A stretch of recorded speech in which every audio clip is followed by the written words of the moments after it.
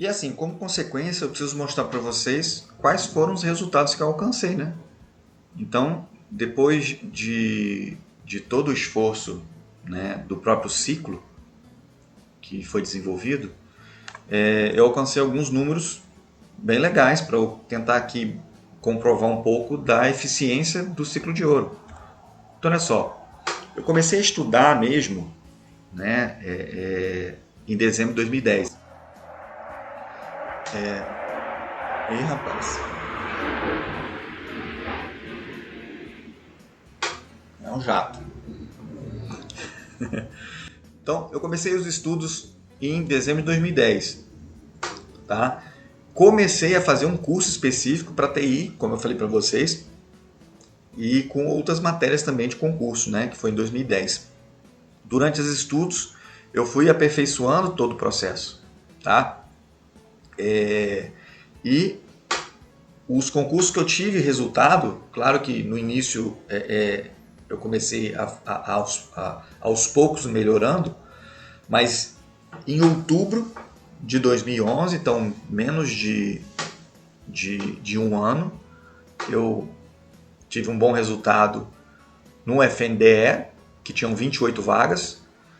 Em agosto de 2012, então aí já estava um ano e meio mais ou menos, a Conab tinha 43 vagas no cargo que eu fiz. Em dezembro de 2012, no INEP tinham 17 vagas. E em janeiro de 2013, a Empresa Brasileira de Serviços Hospitalares também tinha 8 vagas. E em março de 2013, a Secretaria do Tesouro Nacional tinha 22 vagas. E esse foi o último concurso que eu fiz. Né? Então, depois de 27 meses, depois de 2 anos e 3 meses, hoje eu sou auditor federal do Tesouro Nacional, desse último concurso. E foram os principais que eu comecei a ter resultados crescentes. Então, esse slide aqui mostra alguns números interessantes sobre os concursos que eu fiz. Então, o FNDE é o primeiro, né, do MEC, vinculado ao Ministério da Educação. Eram 28 vagas, eu passei em 54º, tinham poucos candidatos, 237. Tá? E esse percentual aqui é interessante para mostrar quantas pessoas ficaram na minha frente. Então, 22% das pessoas ficaram na minha frente. Dá uma proporção da gente, comparando-se a quantidade de candidatos que participaram do concurso, para avaliar se a gente está bem ou não. Tá? Então, nessa época, como eu disse para vocês, em outubro de 2011, eu ainda estava razoavelmente, não estava tão bem, né? Porque eu fiquei em 54º, tendo 237 pessoas somente, e ainda tinha 22% de quem fez prova passou na minha frente. Então a concorrência aqui era 8,5%, né? A banca foi o CESP, hoje se chama Sebrasp, né? Se não me engano, e a data foi em 2011, então eu tinha 10 meses após eu começar os estudos, começar do zero, hein? A Conab, acho que como é que é? Ela não é agência, Companhia de Abastecimento Nacional, uma coisa assim. Tem 43 vagas, teve 43 vagas, eu passei 35º, já foi dentro das vagas, né? E eu tive que 1,73% de candidatos à minha frente. Eu já melhorei muito, né? Teve 1.971 candidatos, 45,8%, e a banca foi IADES. Isso já foi um ano depois, um ano e pouco depois. Percebe que 20 meses depois eu estava muito melhor, né? Seguindo o ciclo. Já o INEP, tinham 17 vagas, eu passei em 22º. Só para lembrar, tá, gente? Estou falando aqui, mas o MEC, que eu passei em 54º, eu fui chamado. Eu cheguei a trabalhar. Eu entrei lá em 2012, se não me engano, em julho de 2012, se não me engano mesmo, julho a setembro, não lembro exatamente, de 2012, fui chamado e trabalhei lá até 2014, quando eu fui chamado no Tesouro Nacional. Já na Conab, eu fui chamado também, tá? Mas eu já estava no FNDE e já sabia que eu ia assumir no STN, então eu não aceitei. A mesma coisa o INEP. tinha 17 vagas, eu passei em 22º, já tendo 526 candidatos, né? 3% estava à minha frente. Eu caí um pouquinho de rendimento. A concorrência era 30,9 por vagas e BFC foi a banca do concurso, mas foi 4 meses depois. Você percebe que não é uma coisa linear. Tá? Concurso público não é linear, não é simplesmente que eu vou melhorar sempre. O concurso em si vai depender muito de momento. Como você está psicologicamente. Então, isso aqui tinha sido 22 meses depois. O EBSER foi um dos melhores que eu fiz, tinham 8 vagas, eu passei em segundo lugar. Então, 0,53% estava na minha frente, então eram 188 candidatos, eram 23 por vaga, né? Então assim, a concorrência era até menor. Foi feito pelo IADES, também foi em janeiro de 2013, né? Um mês depois, 23 meses depois. E por fim, o Tesouro Nacional, 22 vagas, eu passei em 17º, 0,62 na minha frente, tinham 2.566 candidatos para essas vagas, com a concorrência de 116, feito pela ESAF, que na época, não sei como é que está hoje, mas, quer dizer, hoje eu sei que a ESAF não existe mais. Hoje virou tudo ENAP, mas na época existia a ESAF, a Escola de Administração Fazendária. Isso foi em 2013, 25 meses depois. Essa foi minha evolução. A EBSEL também fui chamado, o INEP eu também fui chamado, ambos eu desisti, porque eu já sabia que eu ia entrar no Tesouro Nacional, já que eu estava dentro das vagas. Tá vendo um jato de novo?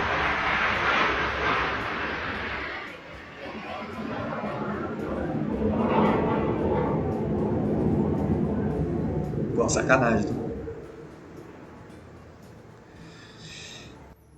Bom, aqui eu quis mostrar para vocês o índice de concorrência dos concursos, tá? Começou com 8, foi para 45, caiu para 23, depois foi para 116 e estou botando em cima desses concursos que eu fiz.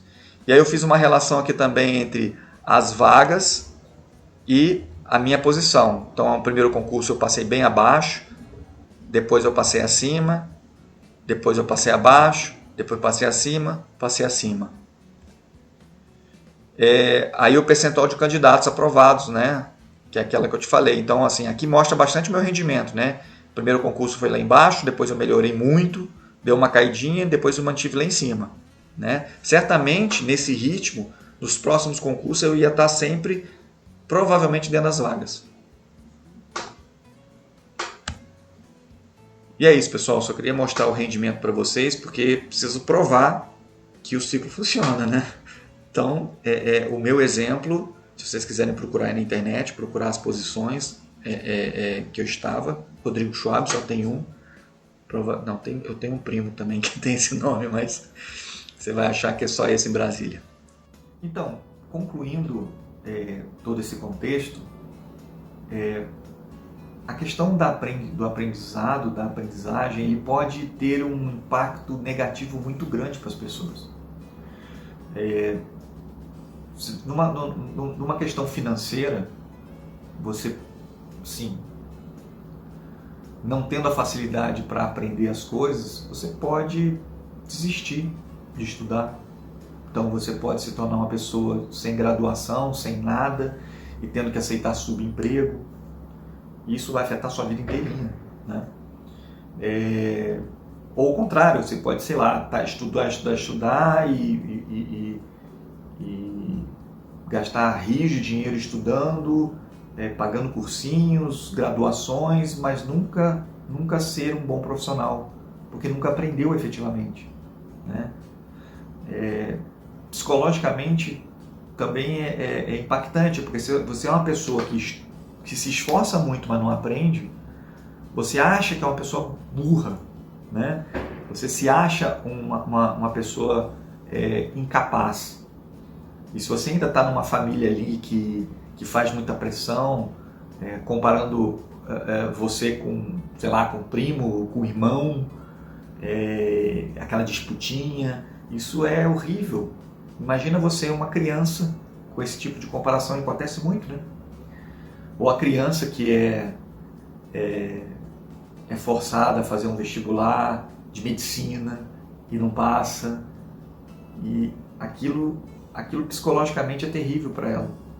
Então assim, eu acho que esse ciclo, você está tendo essa oportunidade agora de aprendê-lo, faz isso com bastante carinho, tá? Ele funciona mesmo. Use para você, use, mostre para sua esposa, use com seus filhos. Acostume eles a usar esse modelo para a vida deles. Você vai ver como vai melhorar muito. E eles não precisam entender do ciclo. É só você colocar na rotina deles, do dia a dia, a sequência que eu vou mostrar para você. Tá? Você vai entender como as coisas vão mudar. Então é isso. O próximo vídeo agora, eu vou te mostrar de maneira geral como o ciclo funciona. E no módulo seguinte, aí sim nós vamos cair forte em cada um dos itens das fases do ciclo de ouro. Beleza? Até já.